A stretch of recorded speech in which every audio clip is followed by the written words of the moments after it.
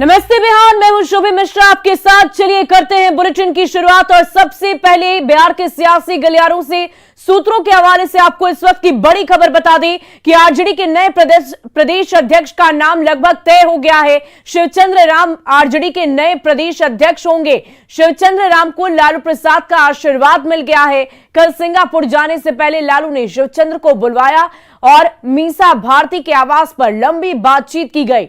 दोनों के बीच काफी देर तक बातचीत हुई। फिलहाल शिवचंद्र राम कुछ भी बोलने से बच रहे हैं। ये बड़ी खबर आपको बता दें, आरजेडी के प्रदेश अध्यक्ष के तौर पर अब शिवचंद्र पासवान को यह कमान सौंपी जाएगी।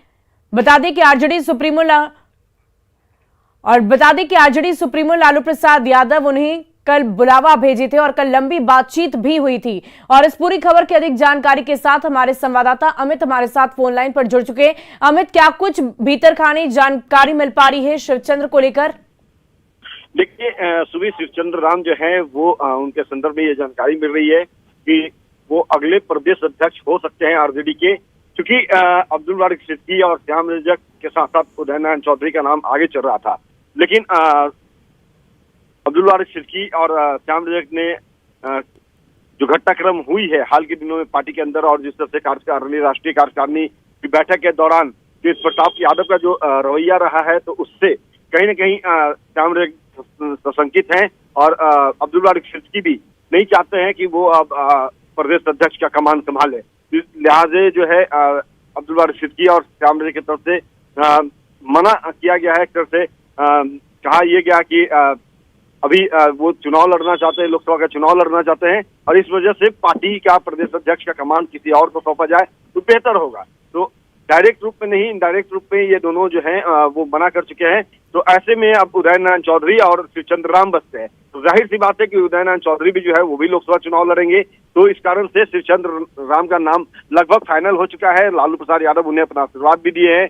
कल मीसा भारती के आवास से शिवचंद्र राम को बुलाया गया था, क्योंकि राष्ट्रीय कार्यकारिणी की बैठक के बाद शिवचंद्र राम दिल्ली में ही थे। तो ऐसे में उन्हें बुलाया गया और लालू प्रसाद यादव ने उन्हें बुलवाया और फिर उनसे काफी देर तक बातचीत हुई। जो घटनाक्रम पार्टी के अंदर चल रही है उससे कैसे निपटना है, तो इसको लेकर के वो क्या रणनीति सोचते हैं, साथ ही साथ तेजस्वी यादव के जो भी निर्देश होंगे उससे कैसे अपने कार्यकर्ताओं नेताओं में अक्षरशः अनुपालन करवाएंगे। तो तमाम तरह की जो स्ट्रेटजी होती है, प्रदेश कमेटी को कैसे बेहतर तरीके से समन्वय के साथ चलाना है, इसको लेकर के उन्होंने पूरी स्ट्रेटजी जो है वो बात की शिवचंद्र राम से। और उसके बाद लालू प्रसाद यादव जो से जो जानकारी मिल रही है, आरजेडी के हमारे जो विश्वसनीय सूत्र हैं उनसे जो जानकारी मिली है कि शिवचंद्र राम का नाम लगभग फाइनल है। सिर्फ औपचारिकता रह गई है घोषणा भर की, और जैसे ही घोषणा होगी शिवचंद्र राम पटना आकर के प्रदेश अध्यक्ष का कमान संभाल लेंगे।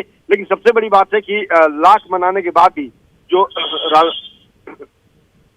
प्रदेश अध्यक्ष हैं जगदानंद सिंह वो नहीं माने, और ऐसे में अब ये माना जा रहा है कि शिवचंद्र राम अगले प्रदेश अध्यक्ष होंगे। तो उनके लिए कहीं न कहीं थोड़ी चुनौतियां जरूर होगी। और इन्हीं बातों को लेकर के जब शिवचंद्र राम से हम बात करना चाहे कि आपको लालू यादव का आशीर्वाद मिल चुका है, तो कैसे आप आगे जो है पार्टी को लेकर के चलेंगे, क्या चुनौतियां होंगी, लेकिन वो फिलहाल मीडिया से कोई भी बात करने से गुरेज कर रहे हैं, बच रहे हैं, या फिर यूं कहें कि अभी कुछ भी बोलना उनके लिए नुकसानदायक हो सकता है। तो ऐसे में मजे हुए राजनीतिक के सोच के तहत शिवचंद्र राम अभी चुप्पी साधे हुए हैं। जैसे ही घोषणा हो जाएगी उसके बाद अपनी स्ट्रेटजी भी वो मीडिया से शेयर करेंगे, और साथ ही साथ पार्टी को किस तरह से प्रदेश में बेहतर तरीके से समन्वय के साथ आगे। बहुत बहुत शुक्रिया अमित हमारे साथ जुड़ने के लिए, तमाम जानकारी के लिए। तो आरजेडी से ये बड़ी खबर आपको बता रहे थे, शिवचंद्र राम अब आरजेडी की कमान संभालते नजर आएंगे। जगदानंद सिंह के इस्तीफे के बाद लालू प्रसाद यादव ने यह फैसला लिया है कि शिवचंद्र राम को पार्टी की कमान सौंपी जाएगी। और देखिए, छपरा से आपको बड़ी खबर बता दी, जहां संदिग्ध परिस्थिति में एक व्यक्ति की मौत हो गई। शराब पीने से मौत की आशंका जाहिर की जा रही है। दाऊदपुर के कोहड़ा गांव की ये पूरी घटना है। शराब पीने से मौत की आधिकारिक पुष्टि अब तक नहीं हो पाई है, लेकिन आशंका यही व्यक्त की जा रही है कि शराब पीने से ही व्यक्ति की मौत हो गई। दाऊदपुर के कोहड़ा गांव की ये पूरी घटना बताई जा रही है। तो छपरा से ये बड़ी खबर, और इस पूरी खबर की अधिक जानकारी के साथ हमारे संवाददाता संतोष गुप्ता हमारे साथ फोन लाइन पर जुड़ चुके। संतोष, हमें इस बात की जानकारी दें कि औपचारिकतावश अभी तक इस बात की घोषणा नहीं की गई है कि शराब पीने से ही मौत हुई है, लेकिन वहां के जो स्थानीय लोग हैं वो क्या कुछ कह रहे हैं? स्थानीय लोगों ने इस बात को कहा था पुलिस से कि एक व्यक्ति की मौत हुई है जो कि शराब का एडिक्ट था और शराब पीने से मौत हुई है। तो पुलिस ने पूरे इलाके में छानबीन की है। उस व्यक्ति का मेडिकल हिस्ट्री भी पुलिस के पास आया है। वो व्यक्ति पहले से बीमार था, उसको किडनी और लीवर समेत कई गंभीर बीमारियां थी। तो पुलिस अब चूंकि बीमारी से मौत बता रही है, हालांकि ग्रामीण अभी भी कह रहे हैं कि शराब पीने से मौत, शराब का एडिक्ट था और शराब पीने से उसकी लीवर और किडनी खराब हुई थी और जिसके कारण उसकी मौत हुई है। तो अभी एक स्थिति इस तरह की है कि लाश को जला दिया गया। पुलिस वहां लाश को रिकवर करने गई थी कि पोस्टमार्टम के बाद स्पष्ट हो पाए किन हालात में मृत्यु हुई है। थानाध्यक्ष से मेरी बात हुई, उन्होंने कहा कि लाश को चूंकि जला दिया गया था इसलिए आगे की जांच नहीं बढ़ सकी है।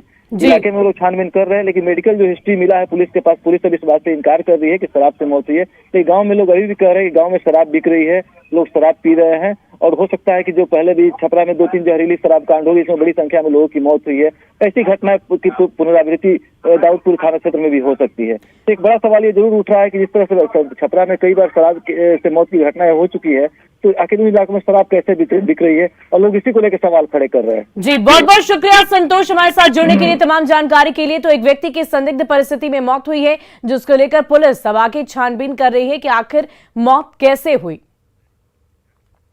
और देखिए, मुजफ्फरपुर में छापेमारी करने गई उत्पाद विभाग की टीम पर ग्रामीणों ने हमला कर दिया है।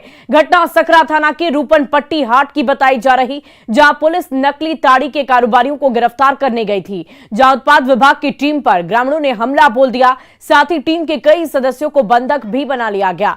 उत्पाद विभाग की गाड़ी को भी क्षतिग्रस्त कर दिया गया। बाद में मौके पर पहुंची पुलिस की टीम ने मामले को शांत कराया। स्थानीय लोगों ने उत्पाद विभाग की टीम पर लोगों को बेरहमी से पिटाई करने का आरोप लगाया है। आका आदमी को अपने मन से बलजोरी किसी को छीनता मारता है डंडा से अपना। आपके साथ क्या हुआ है अभी? हमें साथ किया वही क्या हुआ? जो आदमी बलजोरी मारा है, मर जाएंगे कौन मारा है? पुलिस वाला? हाँ, काहे मारा है? वही तारी पड़ा हुआ है यहाँ, आप बीच का मारा है, तारी उरी है नहीं कोई। वहीं मुजफ्फरपुर में पुलिस ने भारी मात्रा में विदेशी शराब को जब्त कर लिया है। तस्कर एम्बुलेंस और एक लग्जरी कार के जरिए शराब की तस्करी कर रहे थे। शराब की खेप पंजाब से बिहार लाई जा रही थी और पुलिस ने शराब के साथ 6 तस्करों को धर दबोचा है।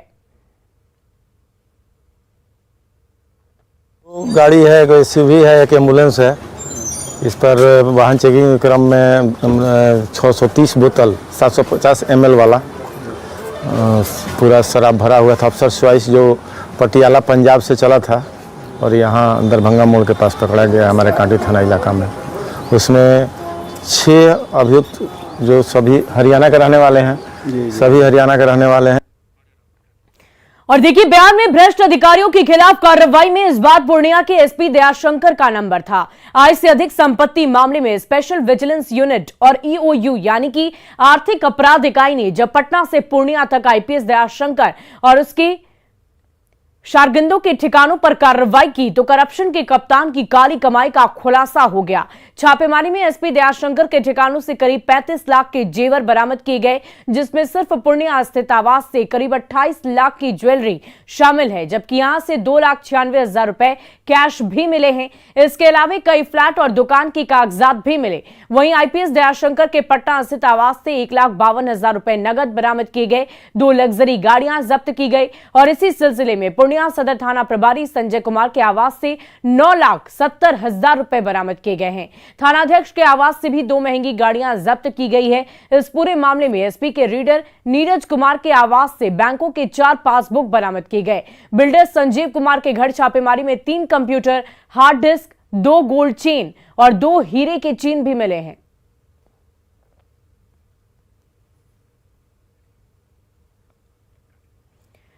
और देखिए, बिहार के सरकारी कार्यालयों में भ्रष्टाचार किस हद तक हावी है, इसकी एक बानगी सीतामढ़ी के पुपरी अनुमंडल कार्यालय में देखने को मिली, जहां अनुमंडल कार्यालय में एसडीओ के सामने ही डीएसएलआर के एक शख्स पर जूता लेकर मारने को तैयार हो गए। डीसीएलआर ललित कुमार और उसके ड्राइवर अंचित कुमार की अमर्यादित कृत्य कैमरे में कैद हो गई है। मामला रिश्वत लेने देने से जुड़ा हुआ है। बताया जा रहा है कि पुपरी शहर के रहने वाले सुशील कुमार चौधरी ने जमीन के दाखिल खारिज के लिए डीसी डीसीएलआर को एक मोटी रकम दी थी, लेकिन काम नहीं हुआ तो डीसीएलआर ने चेक से पैसे वापस कर दिए। बावजूद सुशील कुमार चौधरी ने इसकी शिकायत डीएम और एसपी से कर डाली।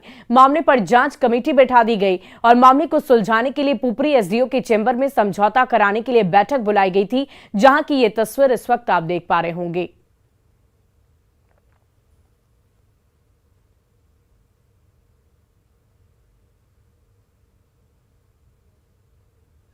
आवाज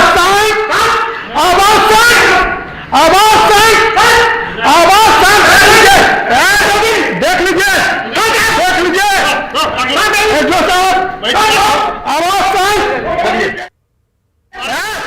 गाली नहीं पकेगा,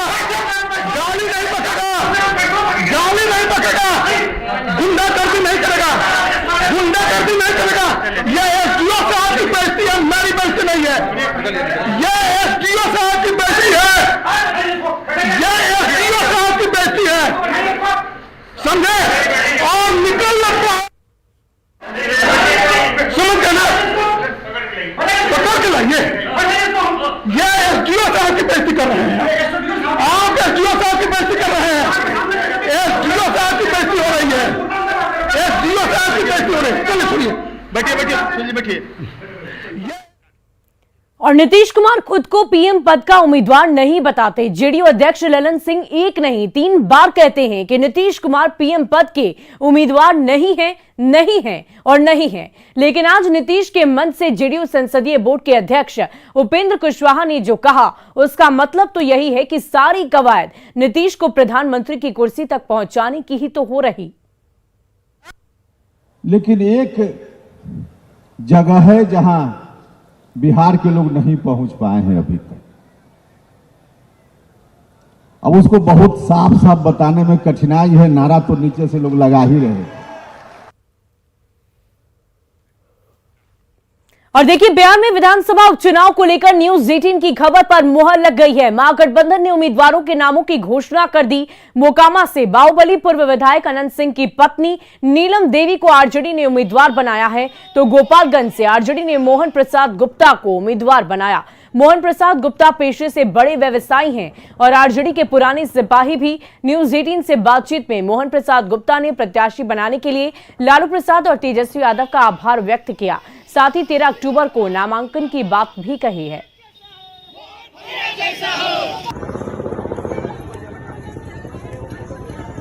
सबसे पहले धन्यवाद आदरणीय लालू प्रसाद यादव जी का, माननीय उप मुख्यमंत्री तेजस्वी प्रसाद यादव जी का। आप सबों ने हम पर भरोसा जताया है और हमें आशीर्वाद और प्रेम स्नेह दिया है। मैं कोशिश करूंगा कि आपके इस चुनाव मैदान में आपके ये मैं खड़ा उतरूँ। नामांकन कब करेंगे?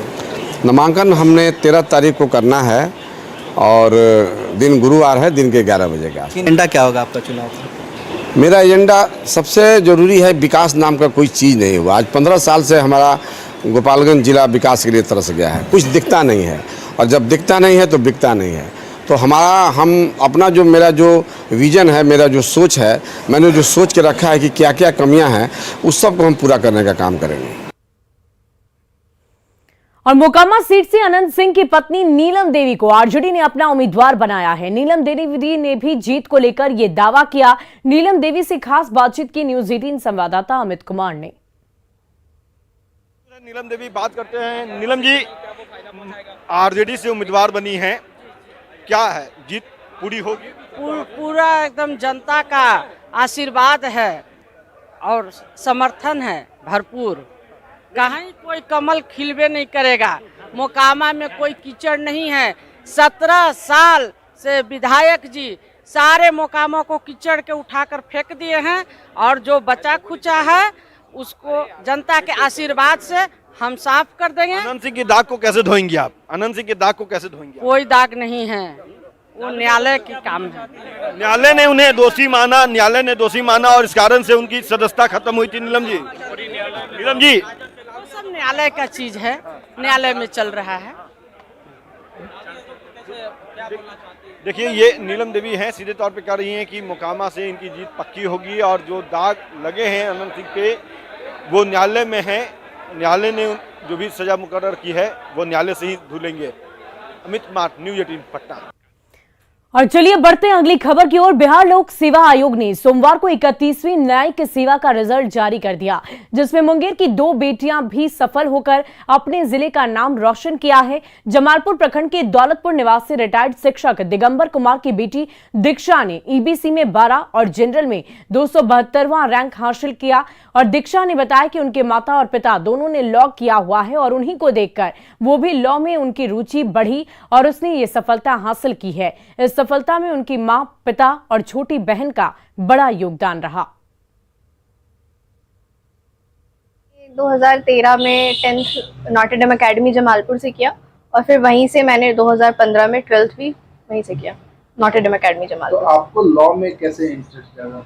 मेरे माता पिता दोनों ने एलएलबी कर रखा है, तो मैंने हमेशा से सुना है कि लॉ का, तो इसलिए मैंने भी सोचा कि उसी में मैंने अपना करियर बनाऊंगी। बहुत खुशी हो रही है, मेरा सपना को साकार की मेरी बच्ची। शुरू से मेरा सपना था कि हम जॉब करें, लेकिन हम अपनी बच्ची के कारण अपना बलिदान दे के हम बच्चे को आगे बढ़ाए। आज मेरी बच्ची सफलता ये मुकाम हासिल की, इससे हम बहुत खुश हैं। कहें क्या बहुत खुशी हुई, इसके मेहनत रंग लाया है, बहुत मेहनत से पढ़ी है, आज उसका रंग लाया है। मेहनत खुश है? हाँ, बहुत खुश है। और नेपाल में बारिश के कारण अब सिवान के दरौली प्रखंड के बगल से निकली घाघरा नदी में दबाव और ज्यादा बढ़ गया है। नदी में उफान के कारण जिला प्रशासन अलर्ट मोड पर है। डीएम ने नदी में बढ़ रहे दबाव के कारण संबंधित अधिकारी और इंजीनियर को नजर बनाए रखने के आदेश दिए हैं। वहीं नदी किनारे बैरिकेडिंग भी कर दी गई है और ग्रामीणों को अंदर जाने से मना कर दिया गया है। घाघरा नदी दरौली घाट का जायजा लिया संवाददाता मृत्युंजय सिंह ने।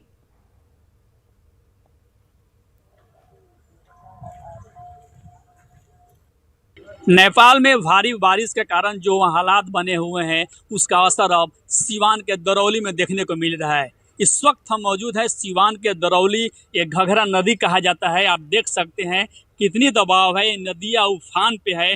प्रशासन द्वारा बैरिकेडिंग कर दिया गया है और कोई भी बैरिकेडिंग जो खतरे के निशान से उसे काफ़ी ज़्यादा इस नदी पे दबाव है। आप देख सकते हैं जो स्थानीय ग्रामीण हैं, हम उनसे जानने की कोशिश करेंगे कि ये कितने दिनों में ऐसे हालात बने हुए हैं, कितने दिनों में इस तरह के हालात? ये हालात बना हुआ है बहुत जल्दी, 2-4 दिन के अंदर बना हुआ है। ये स्थिति इसका 2-4 दिन पहले, अभी 10 दिन पहले बढ़ा हुआ था तो ये घट गया था दरिया, लेकिन अभी 2-4 दिन पहले अचानक ये पानी आ गया। देख सकते हैं यहाँ कुछ दुकानदार लोग हैं जो दिनचर्या का डेली यहाँ दुकान लगा जाने की कोशिश करेंगे। क्या अभी स्थिति है इस नदी की? इस नदी का बहुत गंभीर, अभी भी हालात जो है बहुत गंभीर चलता रहता है। कितने दिनों में ऐसे हालात हुए हैं? बस 2-4 दिन से हुआ है। नदी काफी उफान पे है। हाँ, काफी उठाने पर है। तो आप देख सकते हैं जो स्थिति है, ये घघरा नदी की जो स्थिति दिखाने की हम कोशिश करेंगे। आप देख सकते हैं कितनी उफान पे नदियां हैं, यानी खतरे के निशान से काफ़ी आगे है। यानी यूँ कहें कि जो नेपाल में जो भारी बारिश हुआ, जो बराज पे दबाव पड़ा, बागहा गोपालगंज जो प्रभावित है, अब सिवान में भी इन नदियों पे दबाव बढ़ना शुरू हो गया है। मृत्युंजय कुमार सिंह, न्यूज़ 18 सिवान। और एक बार फिर से गंगा के जलस्तर में तेजी से वृद्धि देखी जा रही है और गंगा घाटों की सीढ़ियों पर पानी चढ़ने लगा है। दरअसल नेपाल में लगातार हो रही बारिश से गंगा के जलस्तर में अचानक ही वृद्धि होने लगी है और बढ़ते जलस्तर की वजह से जिला प्रशासन की चुनौतियां भी बढ़ गई है। कुछ दिनों बाद छठ का पर्व है और ऐसे में पानी कम होने के बाद भी मुसीबत का सामना करना पड़ सकता है।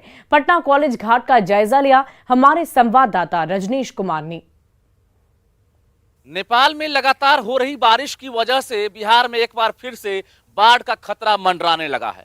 जहां कई नदियां उफान पर है, वहीं पटना में गंगा भी जो है उफान पर पहुंच गई है। राजधानी की बात करेंगे अगर तो पटना कॉलेज घाट, लॉ कॉलेज घाट, एनआईटी घाट, तमाम घाटों पर जो पानी है वो सीढ़ियों तक पहुंचने लगा है और एक तरह से अब जिला प्रशासन के लिए गंगा जो है चुनौती बनती जा रही है, क्योंकि छठ को लेकर जिला प्रशासन तैयारी में जुटा हुआ है और व्रतियों को लेकर रास्ता ढूंढ रहा है कि कैसे व्रती जो है अर्घ देंगी और कैसे खड़ा होंगी। लेकिन अब जो सीढ़ी है हम दिखा पा रहे हैं पटना कॉलेज घाट पर, किस तरह से अब सीढ़ी जो है उसको पानी जो है आगोश में लेता हुआ दिख रहा है और जलस्तर लगातार बढ़ रहा है।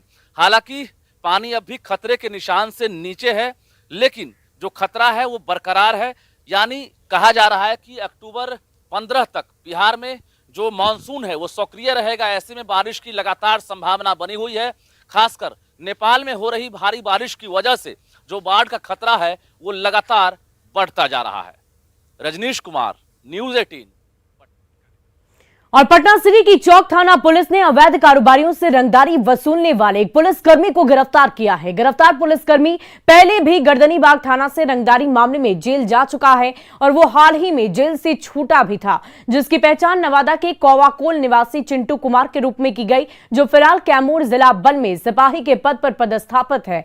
बताया जा रहा है कि पुलिस को गुप्त सूचना मिली थी कि एक युवक अपने आप को रंगदारी सेल का पुलिसकर्मी बताकर अवैध कारोबारियों से रंगदारी वसूल रहा है, जिसके बाद त्वरित कार्रवाई करते हुए आरोपी युवक को गिरफ्तार कर लिया गया। वहीं एक अन्य घटनाक्रम में चौक पुलिस ने मारुति वैन से 300 लीटर देशी शराब बरामद की।